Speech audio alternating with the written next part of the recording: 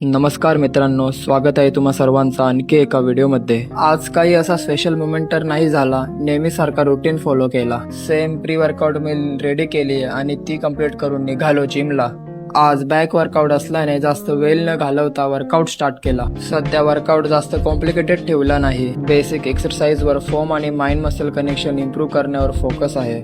आज जिम मध्ये जास्त काही व्हिडिओ शूट नाही करता आले, म्हणून निघालो घरी आल्यानंतर पोस्ट वर्कआउट मील रेडी केली। जर तुम्हाला पण या मीलची रेसिपी पाहिजे असेल तर कमेंट मध्ये नक्की सांगा। मील कंप्लीट केल्यानंतर 10 मिनिट्स वॉक करून बसलो ट्रेड करायला।